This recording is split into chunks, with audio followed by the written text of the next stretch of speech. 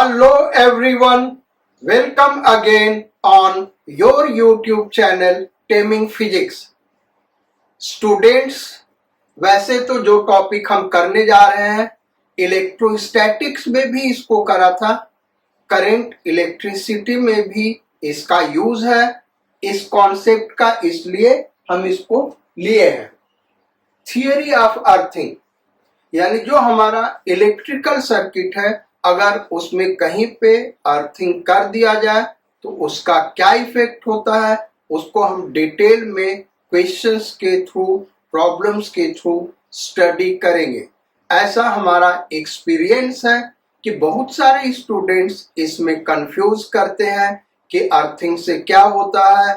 Earthing से main जो हमने इलेक्ट्रोस्टैटिक्स में बताया था, जिस पॉइंट को अर्थ किया जाता है, जिस कंडक्टर को अर्थ किया जाता है, उसका पोटेंशियल जीरो हो जाता है। इलेक्ट्रोस्टैटिक्स में अर्थिंग के थ्रू चार्ज फ्लो करेगा या नहीं करेगा, ये कंडीशनल है। वैसे ही करंट इलेक्ट्रिसिटी में भी अगर किसी सर्किट के किसी पॉइंट को हम अर्थ कर दें तो उसके थ्रू करंट फ्लो करेगा या नहीं करेगा, ये कंडीशनल है। वैसे अगर केवल एक ही अर्थिंग लगा हुआ है पूरे सर्किट में तो 100% श्योर आप जानिए करंट नहीं फ्लो करेगा अर्थिंग के थ्रू, केवल उस पॉइंट का पोटेंशियल जीरो हो जाएगा, क्योंकि अर्थ का पोटेंशियल हम जीरो मानते हैं। तो अर्थिंग को क्वेश्चंस के थ्रू समझना स्टार्ट करते हैं। फर्स्ट क्वेश्चन दे रहे हैं,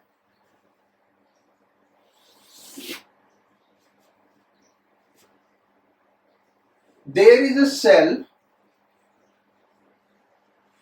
of EMF 10 volt and resistance 5 ohm.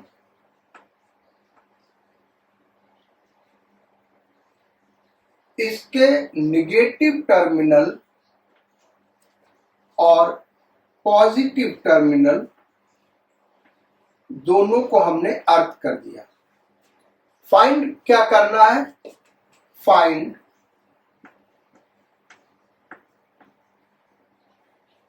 current flowing through cell.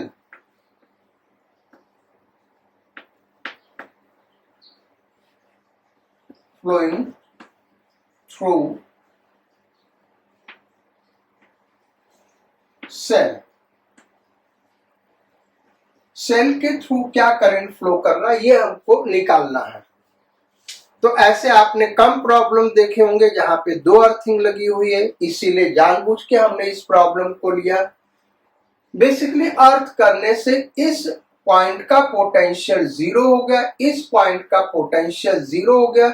जो सबसे बड़ी बात हुई, ये सर्किट कंप्लीट हो गया। केवल यहां अर्थ करते तो करंट नहीं फ्लो करता, लेकिन ये सर्किट कंप्लीट हो गई, क्योंकि इसको हम इस तरीके से कंसीडर करेंगे और अर्थ को एक कंडक्टर के तरीके ले रहा है, तो सर्किट कंप्लीट हो गई। इसका हम जीरो रेजिस्टेंस लेके चलेंगे। सो सपोज कर लेते हैं आई करंट फ्लो कर रहा है। अब यहां से हम स्टार्ट करते हैं, किरचॉफ लूप लॉ लगाते हैं। तो यहां का पोटेंशियल क्या भाई? जीरो। देन करंट के डायरेक्शन में जा रहे हैं तो यहां पे potential difference minus I R यानी 5i। देन यहां निगेटिव से पॉजिटिव जा रहे हैं तो +10। अब हम यहां पे पहुंच गए जिसका पोटेंशियल जीरो है, is equal to zero. So I is equal to 2 ampere. So 2 ampere current flow करेगा। पॉजिटिव टर्मिनल का भी पोटेंशियल जीरो होगा और नेगेटिव टर्मिनल का भी पोटेंशियल जीरो होगा। नेक्स्ट क्वेश्चन पे आते हैं। This was question number 1। ये क्वेश्चन नंबर 1 हम कर रहे थे। अब क्वेश्चन नंबर 2 पे आते हैं। एंड द क्वेश्चन इज,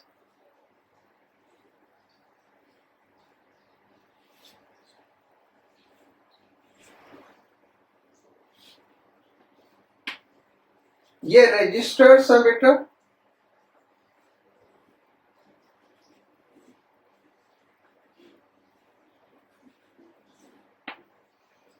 इस रजिस्टर को यहां हमने अर्थ कर दिया और इसको यहां पे अर्थ कर दिया। Resistance R R R and R. Question number 2,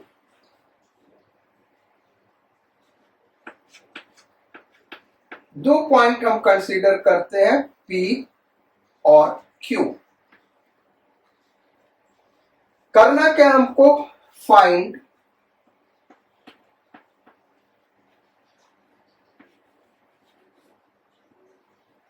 equivalent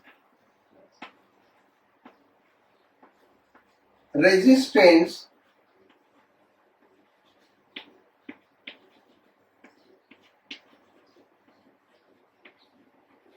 across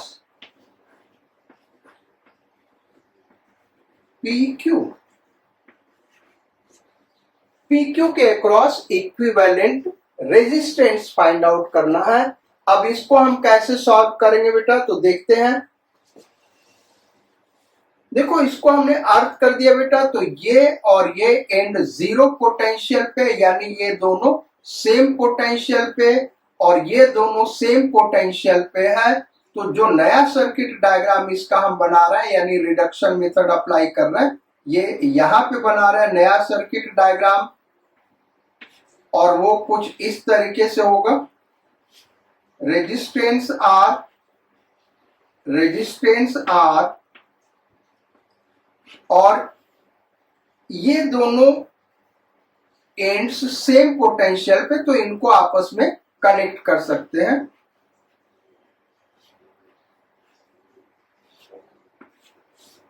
ये हमारा टर्मिनल है P और ये टर्मिनल है Q, मैंने एंड्स। तो ये R हो गया, ये R R R। अब अगर सर्किट को हम ध्यान से देखें तो ये दोनों किस में कनेक्टेड है बेटा, सीरीज में, तो ये 2R हो गया। फिर से नया सर्किट डायग्राम इसका बनाते हैं, रिडक्शन मेथड से कर रहे हैं हम। सो जो नया सर्किट डायग्राम होगा उसमें ये दो रेजिस्टर्स ऐसे लगे हुए हैं,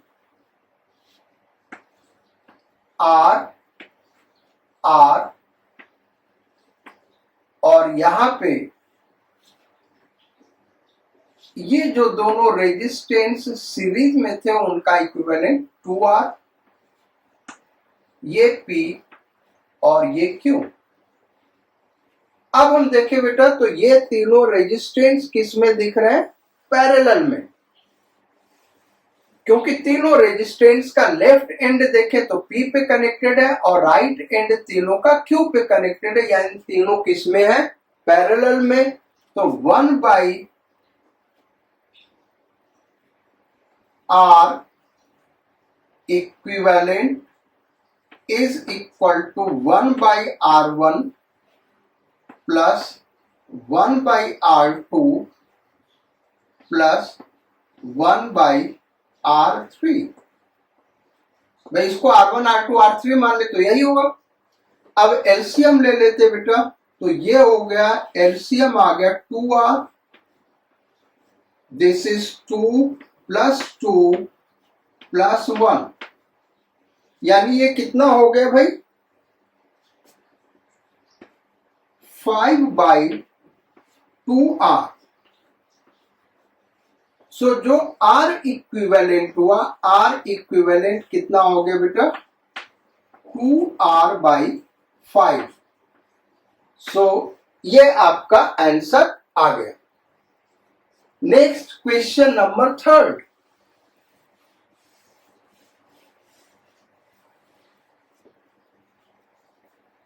क्वेश्चन नंबर 3,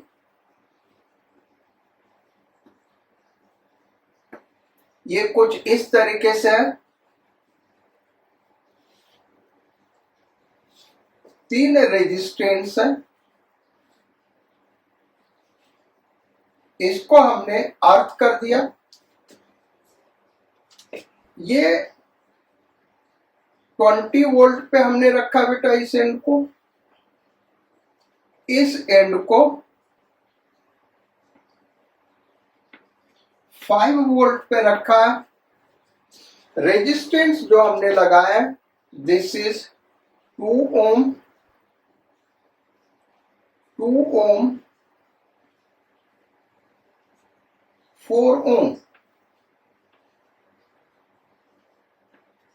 इस तरीके का रेजिस्टेंस लगाया गया है। दिस इज पॉइंट पी, ये जो जंक्शन है बेटा, इस जंक्शन को हम पी नाम दे देते हैं। क्वेश्चन ये है फाइंड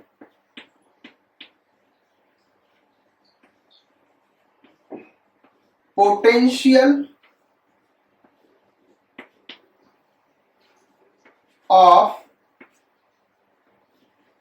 जंक्शन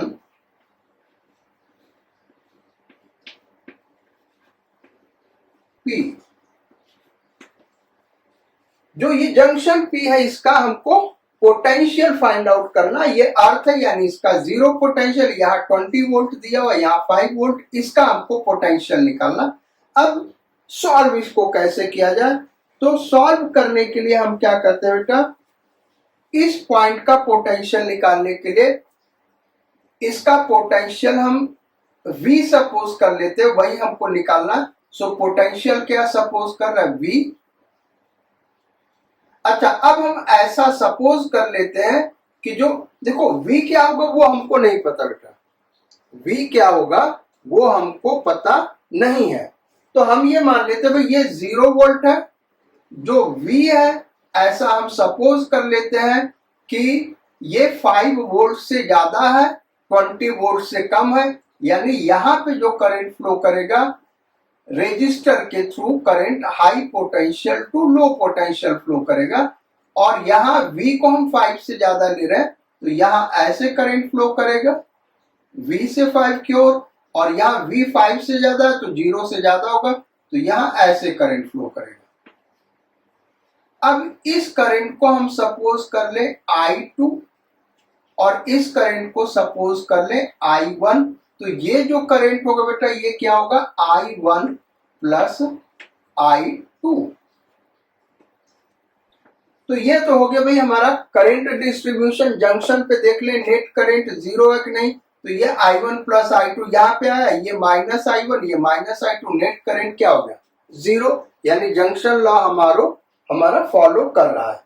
अब हम क्या करें, हमको यहाँ का पोटेंशियल पता है, तो यहां से यहां तक आएंगे एक इक्वेशन बनेगा, फिर यहां से यहां तक आएंगे दूसरा इक्वेशन बनेगा, उनको सॉल्व कर लेंगे, I1 I2 मिल जाएगा, और I1 I2 मिल जाएगा तो हमारे पास 3 मेथड है इस पॉइंट P का पोटेंशियल निकालने के लिए। यहां से यहां जा सकते हैं, यहां से यहां जा सकते हैं, यहां से यहां जा सकते हैं, तीनों सेम आंसर देगा।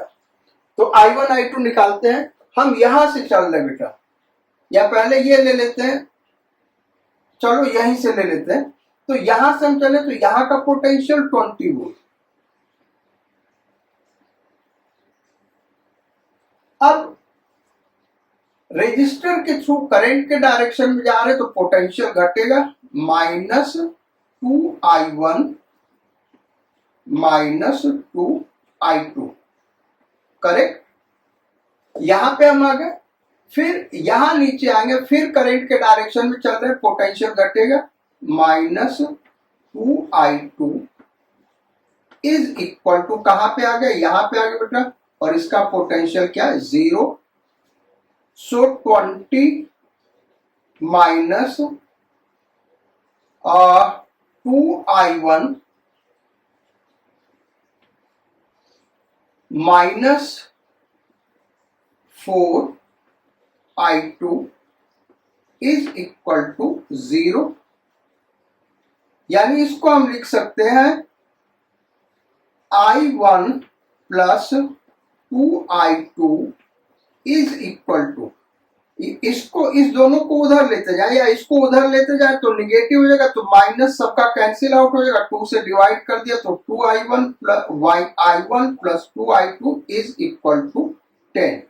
Equation number 1। ये हो गया इक्वेशन नंबर 1। अब यहां से यहां तक आ जाए हम बेटा, और यहां से यहां तक आएंगे तो जो इक्वेशन होगा कैसे होगा भाई, थोड़ा जगह बना ले बेटा। यहाँ पे अर्थिंग ये दिखाया था, तो ये 5 वोल्ट है, तो 5। अब देखो बेटा यहां क्या हो रहा है, हम करंट के अपोजिट डायरेक्शन में जा रहे हैं तो पोटेंशियल बढ़ेगा, तो प्लस 4I1। फिर यहां करंट के डायरेक्शन में जा रहे हैं तो पोटेंशियल घटेगा, -2I2। कहां पे आ गया, यहां पे आ गया, और इसका पोटेंशियल क्या 0 है, तो यहां से क्या आ गया 4I1 -2I2 is equal to -5। इसको हम इधर लेते हैं तो -5, इक्वेशन नंबर 2। अब हमको I1 I2 निकालना है, तो क्या हम करेंगे भाई, और सिंपल सा चीज दिख रहा है, दोनों इक्वेशन ऐड कर दें, और दोनों इक्वेशन ऐड कर देंगे तो इधर हम सॉल्व कर देते बेटा। ये दोनों ऐड किया तो ये और ये तो कैंसिल आउट हो गया, इसको तो यही सॉल्व कर देते हैं। ये और ये कैंसिल आउट हो गया, ये आ गया 5I1 is equal to 10 volt minus 5 volt, 5 volt. So I1 is equal to 1 ampere. अब I1 का वैल्यू हम इक्वेशन नंबर 1 में पुट कर दें या इक्वेशन नंबर 2 में पुट कर दें, दोनों जगह से सेम आंसर आएगा, तो यही पुट कर देते बेटा। ये 1 एम्पियर है तो उधर गया, तो ये कितना हो गया 9 हो गया, I2 9/2। So I2 is equal to 9/2 ampere. Correct भाई, हमने यहाँ पे पुट किया तो ये 1 है तो 1 इधर गया, इधर 9 हो गया, 9/2। अगर हम यहां से भी देखें तो इसको 1 पुट किया तो बेटा ये 4 है, ये -9/-2, यही आंसर है। सो I1 I2 आ गया। हमको निकालना था पॉइंट P का पोटेंशियल।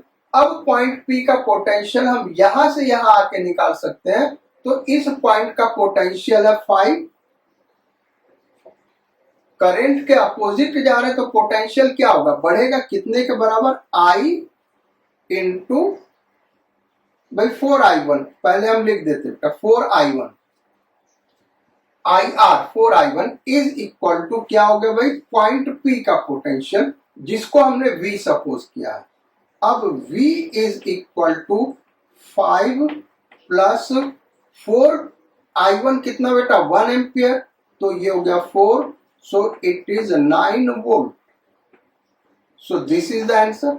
आप यहां से भी यहां जाके देख लो, सेम पोटेंशियल आएगा। यहां का पोटेंशियल क्या है बेटा 0 प्लस, क्योंकि करंट के अपोजिट डायरेक्शन में जा रहे तो पोटेंशियल बढ़ेगा, I इंटू R यानी 2I2 इज इक्वल टू कहां पे पहुंच गया, पॉइंट P पे जिसका पोटेंशियल V है। सो V इज इक्वल टू क्या हो गया भाई 2 इंटू I2। I2 क्या निकाला बेटा 9/2, फिर से पोटेंशियल 9 वोल्ट आ गया, सेम आंसर आ गया। अब यहां से यहां जाओगे तब भी वही पोटेंशियल आएगा, वो हम आपके ऊपर छोड़ते हैं, आप उसको क्रॉस चेक करिए आंसर सही है या नहीं। So this was question number 3।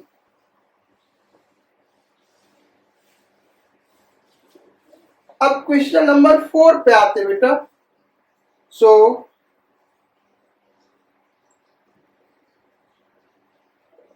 Question number 4 क्या है, इसको नोट करिए।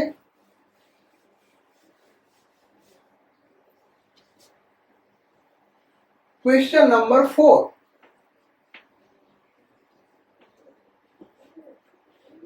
क्वेश्चन नंबर 4 अगेन अर्थिंग से ही रिलेटेड हम आपको प्रॉब्लम देंगे। देखो ये जो क्वेश्चन बेटा ये लास्ट क्वेश्चन है, सबसे टफ क्वेश्चन है, इसलिए हमने, टफ तो कुछ नहीं है लेकिन फिर भी थोड़ा सा टफ है, तो इसलिए हमने इसको लास्ट में रखा है। जो नेक्स्ट क्वेश्चन दे रहा है वो इस टाइप का, एक सेल है 10 वोल्ट और इंटरनल रेजिस्टेंस इसका हम ले लेते हैं 1 ओम।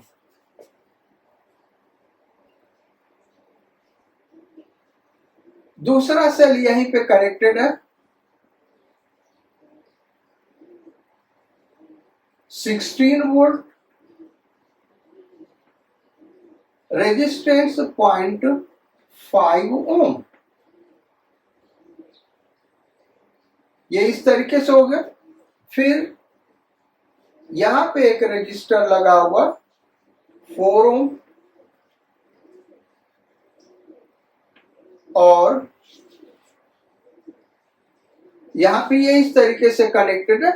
इस पॉइंट पे हमने इसको क्या किया भाई, यहां पे अर्थ कर दिया, यहां पे हमने अर्थिंग दे दिया और यहां पे रेजिस्टेंस 0.5 ओम, 0.5 ओम। ये भी रेजिस्टेंस 0.5 ओम है। अब करना क्या हमको, this is point A and this is point B, this is point C. Find voltage of points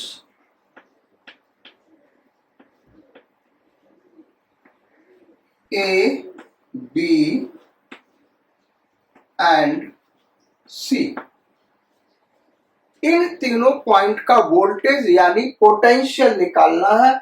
कैसे करेंगे बेटा, पहले तो हमको करंट निकालना होगा और करंट निकालने के लिए किरचॉफ लूप लॉ लगा सकते हैं। तो देखो इसका ईएमएफ इस सेल का कम है, इस सेल का ज्यादा, तो इसके अकॉर्डिंग हम मान सकते हैं चूंकि सिंगल लूप है तो 100% इसी के अकॉर्डिंग करंट फ्लो करेगा। सो करंट हम ले लेते हैं, यहां से ऐसे करंट फ्लो कर रहा है, यहां से ऐसे, इस करंट को हमने नाम दे दिया भाई आई। तो किरचॉफ लूप लॉ से पहले हम करंट फाइंड आउट कर लेते हैं, फिर पोटेंशियल एबीसी का निकल जाएगा।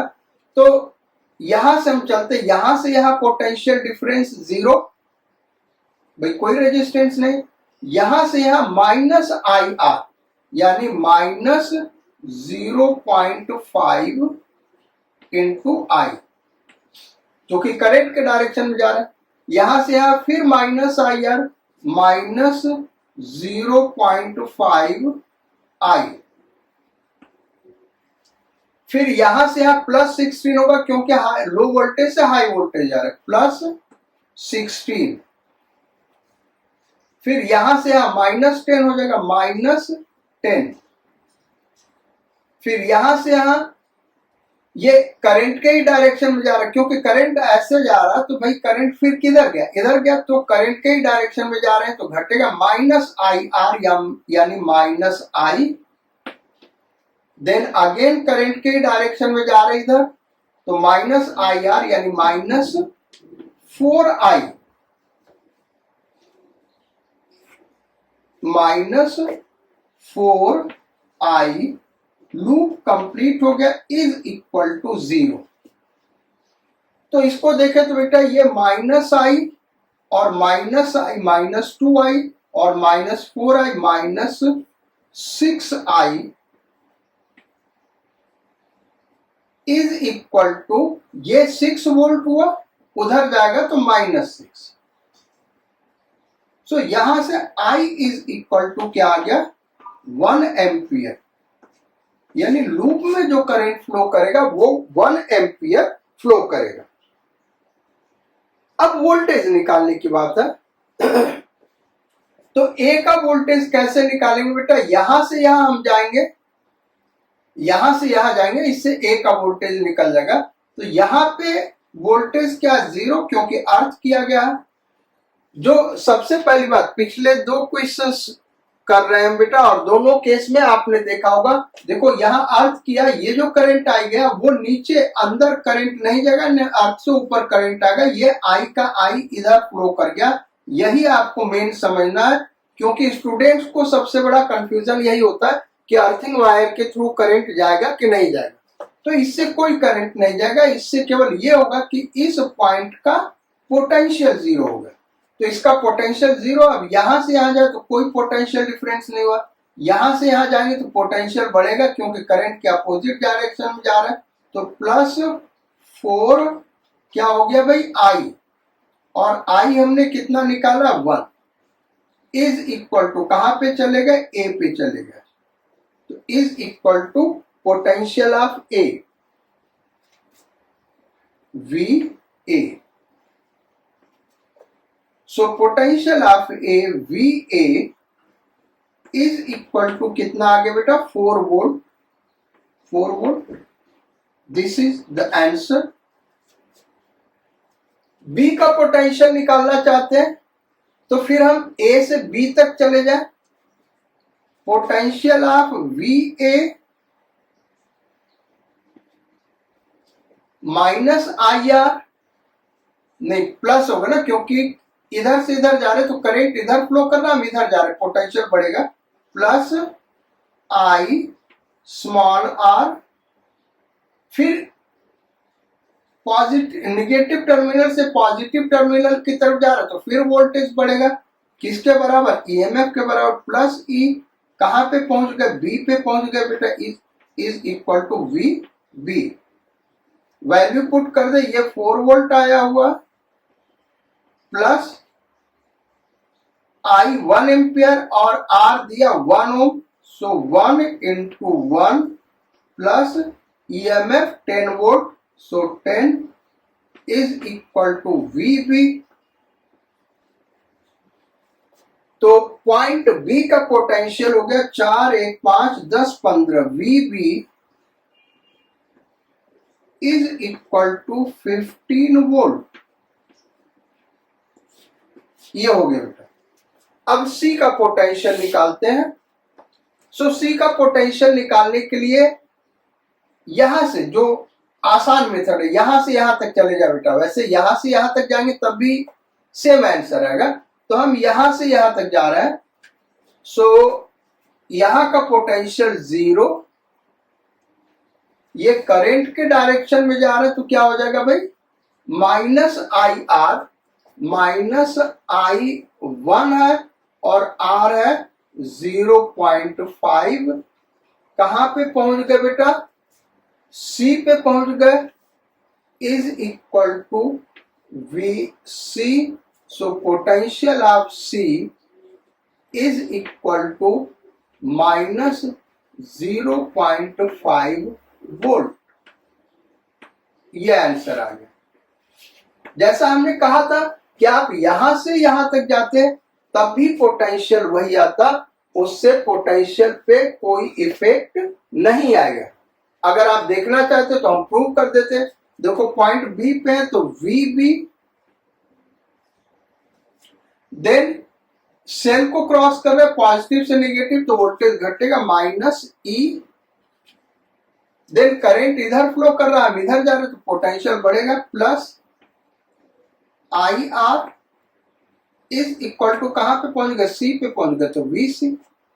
अब वी बी हमने निकाला हो 15, सो 15, ईएमएफ है माइनस 16 उस सेल का, plus I 1 ampere into 0.5 is equal to V C. So V C is equal to, देख लो बेटा, माइनस 0.5 वोल्ट आ गया, और ये वही आंसर है जो यहां से आया है। तो क्लियर है भाई। चलो अब नेक्स्ट क्वेश्चन पे आते हैं बेटा।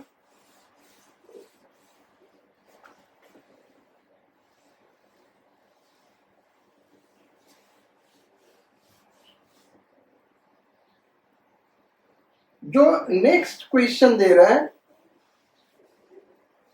उसका एक पर्टिकुलर पर्पस है हमारा देने का, और वो पर्पस ये है बेटा कि कॉम्बिनेशन ऑफ सेल हमने पढ़ा हुआ है और किसी सर्किट में करंट निकालना है तो हमने 2 मेथड ऑलरेडी सीखा हुआ है। एक किरचॉफ्स लूप लॉ और दूसरा सुपरपोजिशन प्रिंसिपल। एक और मेथड हम डिस्कस करने जा रहे हैं और हमको लगता है कुछ एक क्वेश्चंस में वो मेथड बाकी पिछले दो मेथड से ज्यादा अच्छा है, इसलिए हम इस क्वेश्चन को दे रहे हैं। क्वेश्चन ये है, ये सर्किट डायग्राम पहले बना देते बेटा।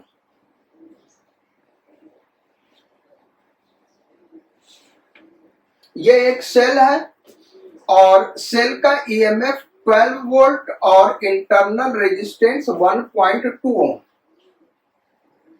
12 वोल्ट और इंटरनल रेजिस्टेंस 1.2 ओम। दूसरा सेल सर्किट में और कनेक्टेड है इस तरीके से,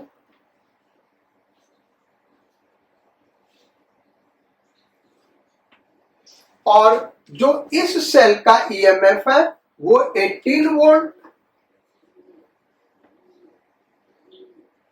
और internal resistance 0.6 Om.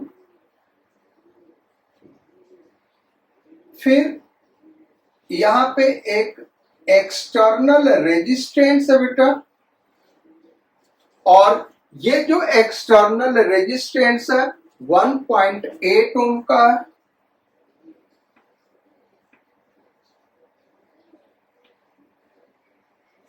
And then again there is a cell, यहां पे एक और सेल लगा हुआ है और उस सेल का इंटरनल रेजिस्टेंस 0.4 ओम है और इसका ईएमएफ 20 वोल्ट।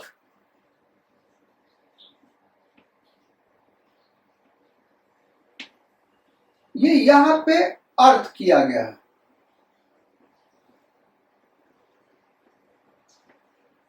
इस तरीके से अर्थ किया गया है। अब हमको करना क्या बेटा, हमको करंट फाइंड आउट करना है जो डिफरेंट ब्रांचेस में फ्लो कर रहा है, वो करंट क्या होगा और पॉइंट ए का पोटेंशियल क्या होगा। ये यहां पे इस पॉइंट का पोटेंशियल V हम मान ले, फिगर में हम दिखा दे रहे जो जो फाइंड आउट करना है। तो एक तो इस पॉइंट का पोटेंशियल फाइंड आउट करना है, दूसरा करंट ये हम दिखा दे रहे बेटा, इस करंट को हम नाम दे रहे हैं I1, ये फाइंड आउट करना है। इस करंट को नाम दे रहा है I2, ये फाइंड आउट करना है। इस करंट को नाम दे रहा है I3, यहां पे करंट I3,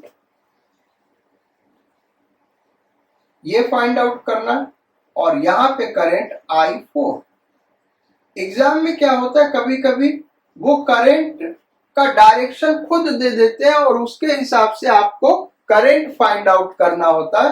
तो ये जो वैल्यू है बेटा, पॉजिटिव और नेगेटिव कुछ भी आ सकता है। पॉजिटिव आने का मतलब जो डायरेक्शन मेंशन किया है प्रॉब्लम में वो करेक्ट डायरेक्शन है, नेगेटिव आने का मतलब मैग्नीट्यूड तो वही होगा, लेकिन जो करंट का डायरेक्शन मेंशन किया फिगर में उसके अपोजिट डायरेक्शन में होगा।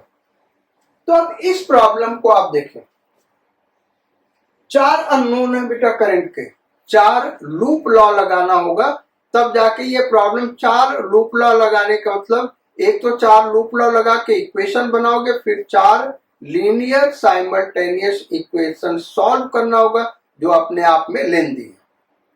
दूसरा मेथड क्या है, हम किसी एक वोल्ट सेल के वजह से करंट निकालेंगे, बाकी को शॉर्ट कर देंगे।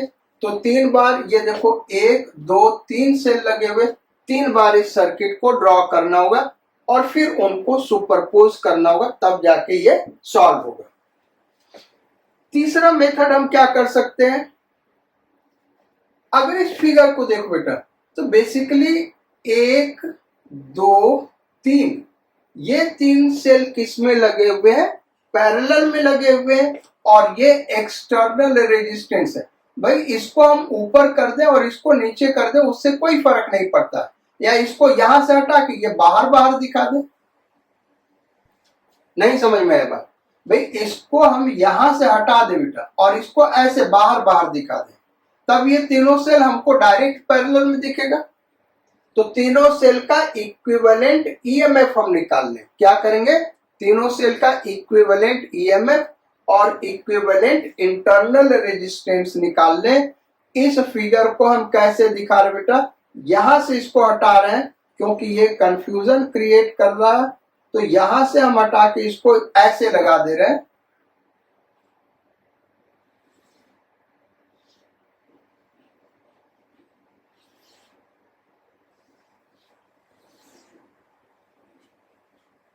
करंट ये I3 था हमारा, ऐसे दिखाया हुआ था फिगर में, और रेजिस्टेंस 1.8 ओम, 1.8 ओम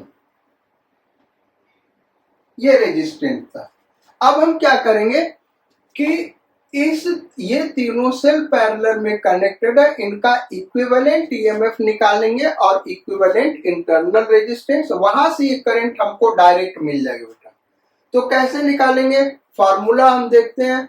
पहले तो इक्विवेलेंट इंटरनल रेजिस्टेंस निकालेंगे, तो हमने फार्मूला आपको पढ़ा था, 1/R equivalent is equal to 1/R1 plus 1/R2 plus 1/R3 is equal to,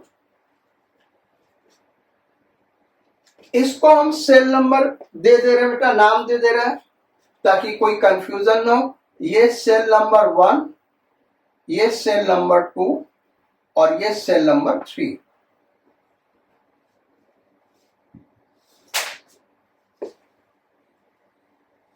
तो अब करते भाई, तो 1/R1 यानी 1/1.2 प्लस 0.6 प्लस 1/0.4, 0.4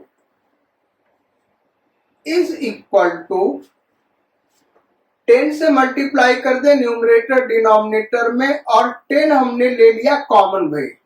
10 से मल्टीप्लाई करके क्या किया बेटा? 10 हमने कॉमन ले लिया, तो नीचे हो जाएगा ये 12, ये 6, ये 4, एलसीएम कितना हो गया बेटा? 12। अब 12 बन जाए, ये 1 आ गया, ये 2 आ गया, और ये कितना आ गया? 3 आ गया। तो ये हो गया 6 और ये 12, 2 और ये 5, सो ये आ गया 5। यानी जो R इक्विवेलेंट है ये हमारा 1/R इक्विवेलेंट है बेटा, तो R इक्विवेलेंट क्या आया? 1/5 यानी 0.2 ओम।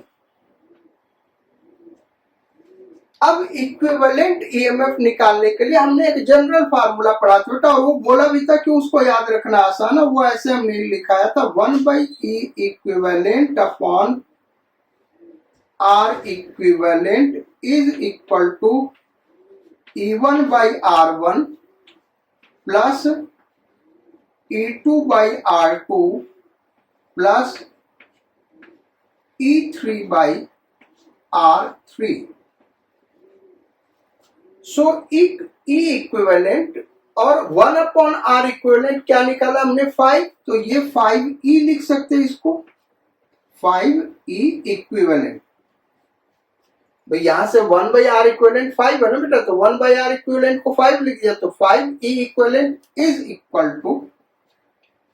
अब यहां पे थोड़ा समझने की चीज है बेटा, देखो जो हमने फार्मूला लिखा था, तो जितने भी सेल थे उनका पॉजिटिव टर्मिनल एक तरफ, नेगेटिव टर्मिनल एक तरफ, इस तरीके से था, करेक्ट। अब हम क्या कर रहे हैं, इसमें देखें तो इस दोनों का तो पॉजिटिव टर्मिनल इधर है, इसका पॉजिटिव टर्मिनल इधर है, ठीक है। तो अब अगर हम इसको प्लस लेते हैं, इसको प्लस लेते हैं, तो इसको माइनस लेना होगा, ये ध्यान रखना, या इसको प्लस लेते हैं तो इस दोनों को माइनस लेना होगा। तो इसको हम प्लस ले रहे हैं बेटा, उससे कोई फर्क नहीं पड़ेगा, इसको हम प्लस ले रहे हैं तो ये दोनों क्या होगा, माइनस होगा। सो E1 minus 12 upon R1 1.2 plus E2 कितना भाई, माइनस 18। E2 क्या हो गया, माइनस 18 अपॉन कितना, 0.6 plus 20 upon 0.4 is equal to, तो ये हो गया -10 और ये हो गया -30। भाई इसको डेसिमल यहां हटा दे तो 180/6 -30 और ये हो गया +50, ये डेसिमल हटा दे तो ये 200 हो गया, तो 50। -10 -30 +50 -40 +50 10 वोल्ट, 10 वोल्ट। ये हमारा आ गया 5E equivalent is equal to 10 volt. तो इसको हम लिख लेते बेटा, यहां तक तुमने नोट कर लिया, तो यहां पे हम लिख दे रहे हैं। तो E equivalent is equal to 2 volt, 2 volt. ये ध्यान रखना, हमने इसको पॉजिटिव लिया था बेटा, यानी यहां पे इधर हाई वोल्टेज होगा और इधर लो वोल्टेज होगा। +2 आने का मतलब ये है, यानी इन सबको अगर हम हटाना चाहते हैं तो इन तीनों सेल को हटा के एक सेल लगा सकते हैं जिसका पॉजिटिव टर्मिनल इधर होगा, निगेटिव टर्मिनल इधर होगा 2 वोल्ट का, और उसका इंटरनल रेजिस्टेंस जो है वो 0.2 ओम, 1/5 यानी 0.2 ओम है। चलो यहां तक हो गया भाई। अब आगे देखते हैं बेटा। तो अब एक्सटर्नल सर्किट में करंट कितना फ्लो करेगा, I3। एक्सटर्नल रेजिस्टेंस में करंट I3, इसको हम निकालते हैं I3। So I3 is equal to क्या हो गया, E equivalent upon capital R plus R equivalent. E equivalent 2 volt आया, 2 अपॉन R कितना बेटा, 1.8 प्लस स्मॉल r कितना, 0.2 यानी 1 एम्पियर।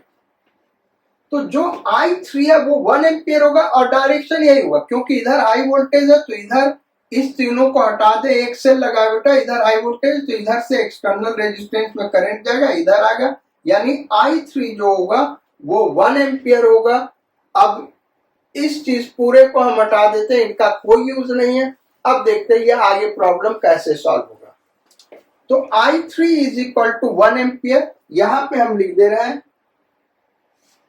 I3 हमने निकाल लिया, दिस इज 1 एम्पियर, क्योंकि आगे यूज करना होगा इसको 1 एम्पियर।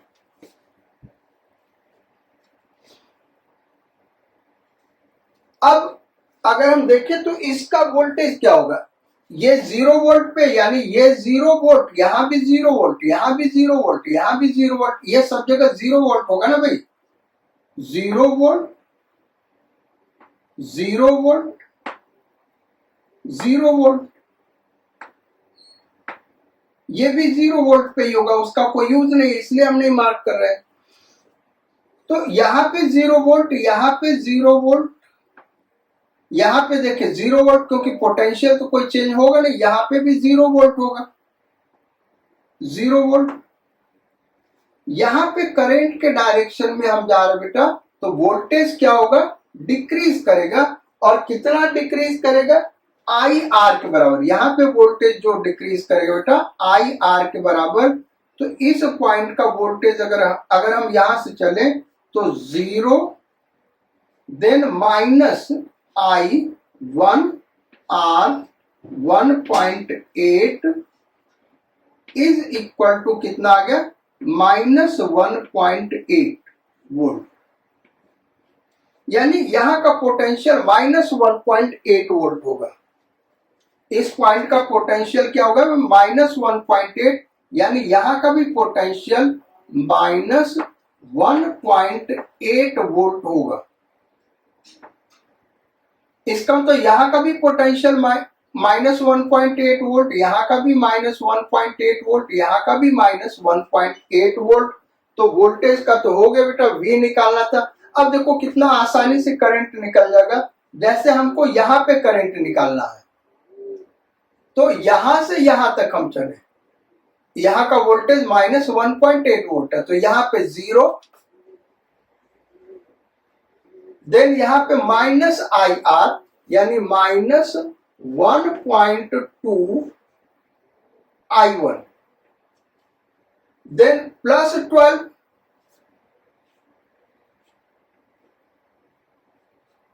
इज इक्वल टू कहां पे आ गया? यहां पे आ गया। और यहां का क्या वोल्टेज है? -1.8 -1.8, ये आ गया बेटा। तो इसको सॉल्व करें, ये क्या हो गया? -1.2I1 इज इक्वल टू, इसको इधर ले गए तो -13.8, तो माइनस माइनस कैंसिल आउट हो गया भाई। I1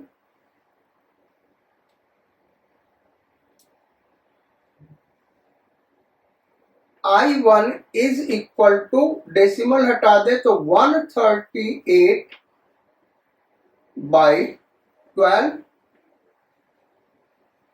सो ये हो गया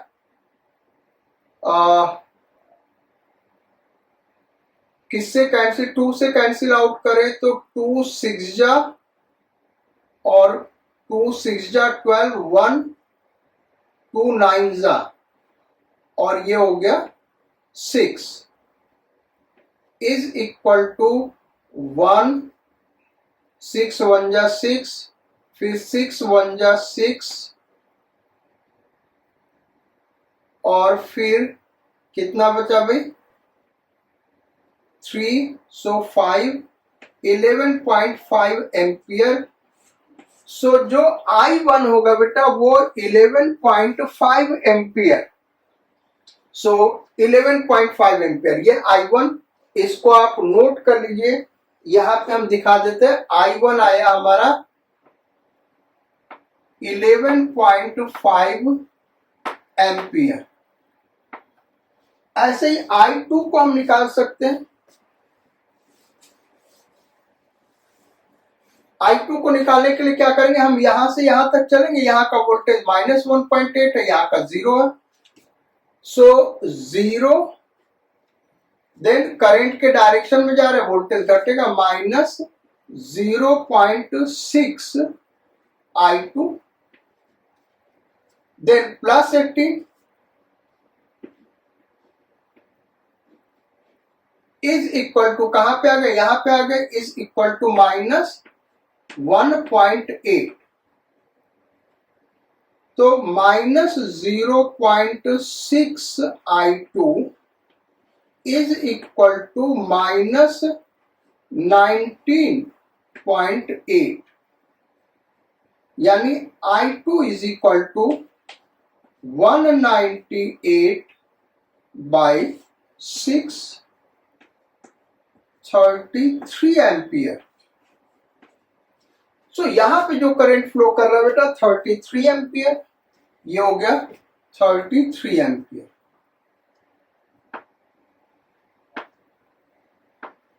अब इस करंट को निकालें। वैसे तो इस तीनों के सम के बराबर होगा, एक क्योंकि ये सारे टुवर्ड्स जंक्शन जा रहे, इसके तरफ उसी के बराबर होगा, लेकिन निकाल के देखते हैं, कंफर्म हम कर लें कि हमारा आंसर करेक्ट है या नहीं। तो ये जो मेथड बताया बेटा, ऐसे हम करंट निकालते, यहां से चलते, यहां से लेके यहां तक हम जाएंगे -1.8, तो ये 0, देन यहां से यहां है -20, वोल्टेज घटेगा ना पॉजिटिव से नेगेटिव, -20, देन यहां से यहां गया तो प्लस होगा, वोल्टेज बढ़ेगा plus 0.4 I4 is equal to, कहां पे पहुंच गया बेटा, यहां पे पहुंच गया, कितना, -1.8। तो ये उधर लेते गए तो 0.4 I4 इज इक्वल टू 20 - 1.8, यानी I4 is equal to 200 minus 18/4, और ये भी बाई 4 इज इक्वल टू, ये 50 हो गया, माइनस ये कितना हो गया बेटा, 9/2 यानी 4.5 हो गया, तो ये हो गया 45.5 एम्पियर। ये हमारा I4 आ गया 45.5 एम्पियर।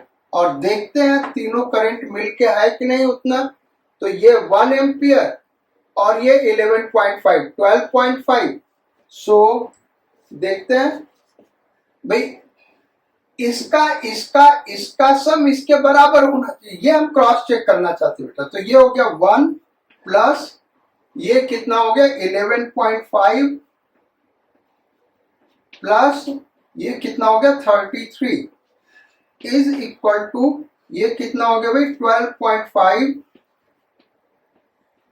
प्लस 33 यानी 45.5। हम लोग का आंसर करेक्ट है, ये क्रॉस चेक हो गया। अच्छा, ये प्रॉब्लम हमने डिस्कस क्यों किया बेटा, और भी चीजें सीखने की है। देखो करंट, जैसे हम कहते हैं current always flows from high voltage to low voltage, ये करेक्ट स्टेटमेंट नहीं बेटा। Current always flows from high voltage to low voltage in a resistor. Resistor में केवल ऐसा होता है, जैसे देखो यहां से लेके यहां तक, यहां हाई वोल्टेज यहां low voltage, current high voltage to low voltage resistor में फ्लो कर रहा है। अब यहां देखो, यहां हाई वोल्टेज यहां लो वोल्टेज, लेकिन करंट क्या फ्लो कर रहा है, लो वोल्टेज से हाई वोल्टेज। क्यों ऐसा हो रहा है भाई, क्योंकि यहां केवल रेजिस्टर नहीं बेटा, यहां सेल भी है, यहां सेल भी है।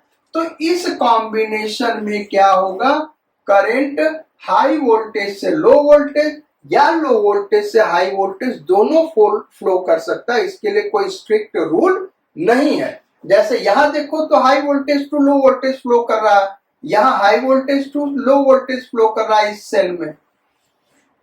यहां सेल और रेजिस्टेंस दोनों है, जहां केवल रेजिस्टेंस होगा वहां certainly current high voltage to low voltage flow करेगा।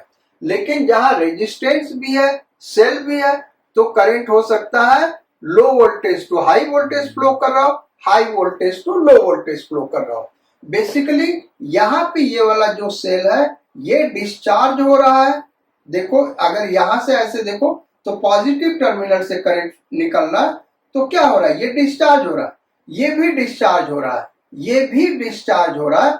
लेकिन अगर हम इस पॉइंट और इस पॉइंट को कंसीडर करें तो करंट क्या हो रहा है बेटा, हाई वोल्टेज यहां पे लो वोल्टेज से हाई वोल्टेज की तरफ फ्लो कर रहा है। जबकि करंट ऐसे बच्चों के दिमाग में क्या होता है कि हाई वोल्टेज से लो वोल्टेज फ्लो करता। ये याद रखना, ये तभी होता जब सर्किट में केवल रेजिस्टर हो, लेकिन वहां पे सेल भी है तो ऐसा होना जरूरी नहीं है। बेसिकली इंडक्टर अगर देख लो तो पोटेंशियल डिफरेंस जरूरी ही नहीं करंट फ्लो के लिए। वो इंडक्टर आगे हम पढ़ाएंगे एसी करंट में बेटा, तो वहां उन चीजों को डिस्कस करेंगे। तो ये प्रॉब्लम हमारा हो गया। अब लास्ट क्वेश्चन नंबर 6 हम डिस्कस कर रहे हैं बेटा। जब सर्किट में रेजिस्टर भी हो कैपेसिटर भी हो, ये हमारा लास्ट क्वेश्चन आ गया, इसको डिस्कस करना है हमको। क्वेश्चन क्या है, ये सर्किट डायग्राम आपको दिया हुआ है। यहाँ पे बेसिकली अगर हम देखें तो 4 सेल लगे हुए, एक सेल ये 30 वोल्ट 2 ओम, और यहाँ पे एक सेल लगा हुआ 50 वोल्ट 3 ओम इंटरनल रेजिस्टेंस, एक सेल यहाँ पे लगा हुआ 6 वोल्ट 4 ओम इंटरनल रेजिस्टेंस, दो कैपेसिटर लगे हुए 50 माइक्रोफैरड 10 माइक्रोफैरड, और भी रेजिस्टर्स, एक सेल यहाँ भी लगा 26 वोल्ट का। ये एक्सटर्नल रेजिस्टेंस एक 30 ओम का लगा हुआ। क्वेश्चन ये दिया हुआ, यहाँ पे अर्थ किया हुआ बेटा, क्वेश्चन ये दिया हुआ find current flowing through each resistor, जितने भी रजिस्टर है उससे कितना करंट फ्लो कर रहा है। दूसरा पोटेंशियल ऑफ ईच जंक्शन, ये हमने मार्क किया A B C D E F G H, उनका पोटेंशियल निकालना है। लास्ट क्वेश्चन दिया charge stored on each capacitor, दो कैपेसिटर है इनके ऊपर चार्ज कितना स्टोर हुआ, ये हमको फाइंड आउट करना है। दो कॉन्सेप्ट हमको हमेशा याद रखने हैं बेटा। पहला, यहाँ पे अर्थ क्या, यानी पॉइंट ए का पोटेंशियल 0 होगा। दूसरा, जिस भी ब्रांच में कैपेसिटर होगा वहां करंट नहीं फ्लो करेगा। इस दोनों को ध्यान में रखते हुए अब हम करंट डिस्ट्रीब्यूशन करेंगे और फिर आगे की बात करेंगे। तो करंट डिस्ट्रीब्यूशन के लिए हम कोई अलग कलर का ये चौक ले रहे हैं बेटा। इसमें अगर हम देखें तो सबसे हाई वोल्टेज इस, जनरली हम ऐसा करते बेटा, ऐसा करना जरूरी नहीं, लेकिन हम क्या मान के चलते, जो भी करंट फ्लो कर रहा है सबसे हाई वोल्टेज के अकॉर्डिंग फ्लो कर रहा है। तो सबसे हाई वोल्टेज मतलब ईएमएफ, हाई ईएमएफ वाला, ये सेल का ईएमएफ सबसे ज्यादा, ये इसका निगेटिव टर्मिनल, ये पॉजिटिव, यानी यहां से करंट निकलेगा तो ये करंट ऐसे फ्लो करेगा भाई, ये हमने आई दिखा दिया। अब ये करंट आई यहां तक गया, अर्थ में कोई करंट नहीं जाएगा, ये करंट इधर चला जाएगा आई, ठीक है भाई। तो ये सेल डिस्चार्ज हो रहा है बेटा, और ये सेल क्या हो रहा है, चार्ज हो रहा है। अभी तक जो हम फिगर बना रहे, तो ये चार्ज हो रहा है क्योंकि पॉजिटिव टर्मिनल में इंटर कर रहा है। अब यहाँ पे करंट आया तो यहाँ पे देखो बेटा, ऊपर कैपेसिटर लगा, यानी यहाँ करंट नहीं जाएगा, इसका मतलब पूरा का पूरा आई करंट यहाँ आ गया आई। अब यहाँ पे देखे फिर करंट को दो रास्ते मिल रहा है, यहाँ कैपेसिटर लगा, यहाँ कोई करंट नहीं फ्लो करेगा, फिर ये करंट टोटल का टोटल आई इसमें फ्लो कर जाएगा आई।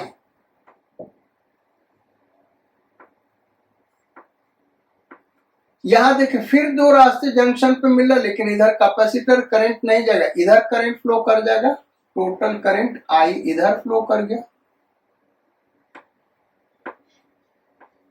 फिर ये करंट आई इधर नीचे उतर आया, फिर यहां है तो फिर यहां कैपेसिटर मिल रहा, इधर कोई करंट नहीं जाएगा, यानी टोटल करंट इधर आ जाएगा, निगेटिव टर्मिनल में इसके इंटर कर जाएगा। इसका मतलब जो हमने करंट डिस्ट्रीब्यूशन लिया बेटा ये करेक्ट है, क्योंकि पॉजिटिव टर्मिनल से इसके करंट आई निकला और निगेटिव टर्मिनल में वही करंट आई इंटर कर गया। तो पहले क्वेश्चन का आंसर तो यहीं से निकल जाएगा बेटा, ये जो एक ही लूप है और इस पे हम किरचॉफ्स लूप लॉ लगा देते हैं और यहां से हमको करंट मिल जाएगा। बहुत ही आसान क्वेश्चन है, कॉन्सेप्चुअली चलेंगे, कॉन्सेप्ट भूल गया तो कठिन बेटा। तो हम चल कहां से रहे बेटा, यहां से चल रहा है इस पॉइंट से, और इस पॉइंट से चलते चलते इस सर्किट को ऐसे कंप्लीट करते हो, इसी पॉइंट पे आएंगे। टोटल जो पोटेंशियल का सम होगा, पोटेंशियल डिफरेंस का सम होगा वो 0 होगा। तो ये हो गया माइनस आई आर, क्योंकि करंट के डायरेक्शन में जा रहा है, यानी -3i। फिर ये +50,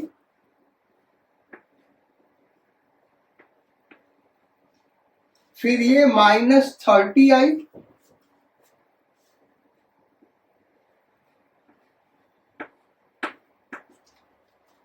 फिर ये -6 हो जाएगा बेटा, -6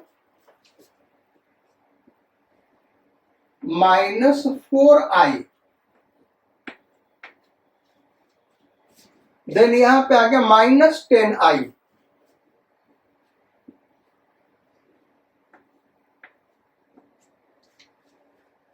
देन यहां पे आ गया माइनस आई, आई इंटू R1 हो तो minus I plus 26, minus I plus 26, then minus 2i plus 30, minus 2i plus 30, यहां पे आ गया। फिर यहां से यहां कोई पोटेंशियल डिफरेंस नहीं, पॉइंट सी पे आ गए, इज इक्वल टू 0। अब आई वाले टर्म देख लो बेटा, तो minus 3i minus 33i minus 37i minus 37i minus 47i minus 48i minus 50i minus 50i। फिर वोल्टेज वाले टर्म देख लें, तो 50 माइनस 6, 44, 44, 64, 44 और 64, 70, 70 plus 30, 100 is equal to 0. So I is equal to 2 ampere. यानी फर्स्ट क्वेश्चन का answer आ गया बेटा 2 एम्पियर, ये हम आंसर लिख दे रहे 2 एम्पियर। सेकेंड करा पोटेंशियल ऑफ ईच जंक्शन, तो ईच जंक्शन का पोटेंशियल निकालना बेटा वो बड़ा ही सिंपल है, डायरेक्ट हम वहीं पे लिख रहे हैं क्योंकि क्वेश्चन ऐसा पहले कर चुके तो आप समझ भी जाएंगे। देखो यहाँ का पोटेंशियल 0 है तो यहाँ आई आर से बढ़ जाएगा, आई 2 एम्पियर है यानी 0 प्लस 2 इंटू 30 60, सो 60 वोल्ट, 60 वोल्ट यहां दिखा रहा बेटा, इसका पोटेंशियल हो गया 60 वोल्ट। क्योंकि बहुत सारा सॉल्व तो अब आपको करने आ गया तो हम डायरेक्ट यहीं पे बता रहे हैं। यहां 0 करंट के अपोजिट जाएंगे तो वोल्टेज क्या होगा, बढ़ेगा, तो 60 वोल्ट हो गया। अच्छा, अब यहां पे गए तो 50 से घटेगा, 50 से घटेगा क्योंकि ये पॉजिटिव से नेगेटिव जा रहा है, 50 से घटेगा तो इसमें 10 बचा, और फिर आई आर के बराबर बढ़ेगा तो 16 वोल्ट, तो यहां का 16 वोल्ट हो गया बेटा। पॉइंट सी का पोटेंशियल 16 वोल्ट, यानी पॉइंट डी का भी पोटेंशियल 16 वोल्ट। ठीक है भाई, ऐसे यहां पे 0 है तो यहां पे जाएंगे तो -6 हो गया क्योंकि पॉजिटिव से नेगेटिव जा रहे तो -6, और फिर करंट के ही डायरेक्शन में जा रहे बेटा तो अगेन घटेगा तो -6 -8, -6 -8 -14, तो यहां का हो गया -14, यानी यहां का भी -14, ये हो गया। अब यहां फिर घटेगा तो -14 -20 -34 -34,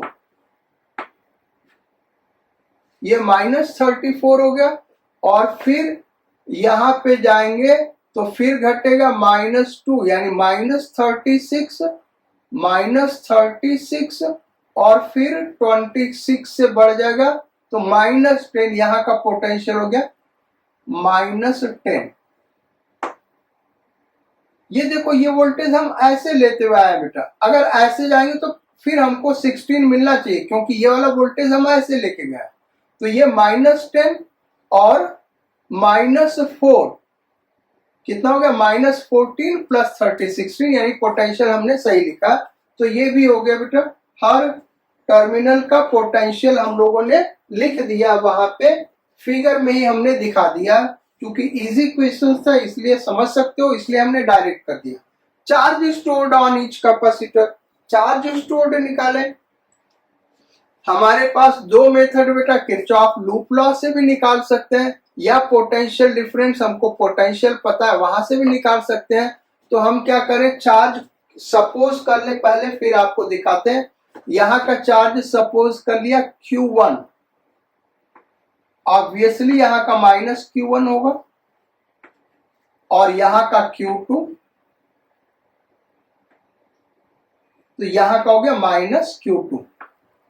देखो ये हम जान कैसे गए बेटा, इधर पॉजिटिव इधर नेगेटिव, ये पोटेंशियल डिफरेंस है। यहां से देखो, इसका -10 है, इसका -14, ये लो वोल्टेज ये हाई वोल्टेज, इसलिए इधर पॉजिटिव इधर नेगेटिव। यहाँ +16 और यहाँ -34, इसलिए यहाँ पॉजिटिव यहाँ नेगेटिव चार्ज लिया। अब निकालते हैं। सो Q इक्वल टू CV, पहले Q1 निकालते हैं। Q1 equal to CV, C कितना बेटा 50, और V पोटेंशियल डिफरेंस, यहां -10 और यहां -14, तो पोटेंशियल डिफरेंस क्या हो गया, -10 माइनस -14 यानी +4।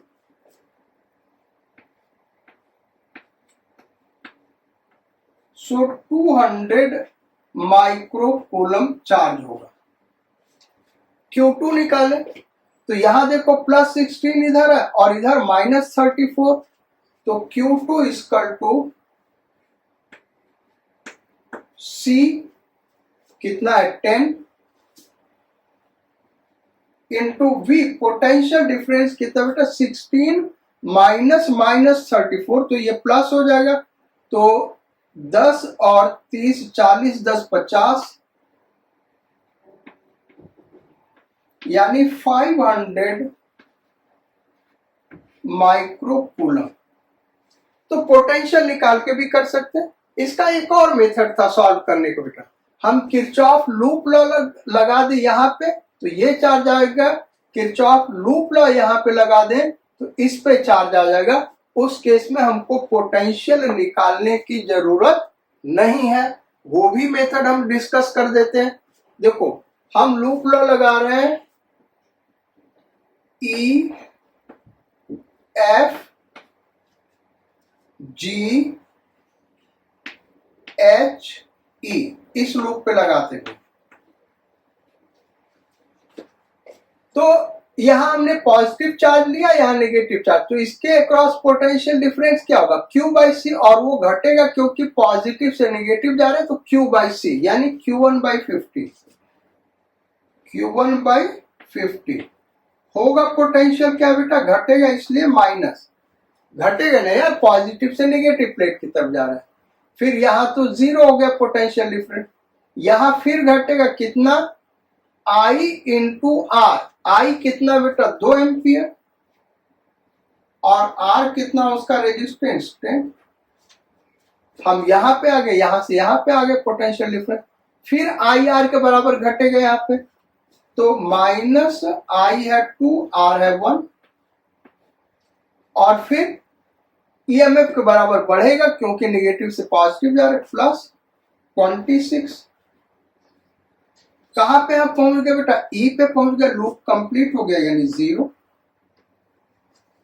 अब देखो कितना है बेटा, तो ये हो गया -Q1/50,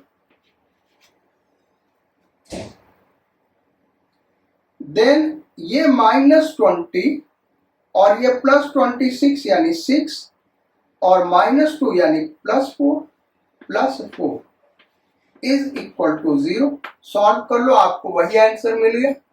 तो हमको पोटेंशियल लिखना जरूरी नहीं, हम लूप लॉ से भी चार्ज निकाल सकते हैं कैपेसिटर पे, ऐसे दूसरे वाले का भी चार्ज निकाल सकते हैं, दिखा दे रहे हैं उसको भी।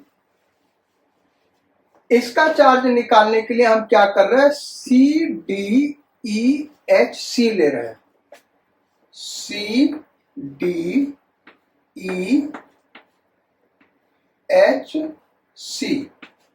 इस लूप को हम कंसीडर करें। तो यहां से यहां कोई पोटेंशियल डिफरेंस नहीं, यहां से यहां जब जाएंगे तो EMF के बराबर घटेगा -30, सो -30,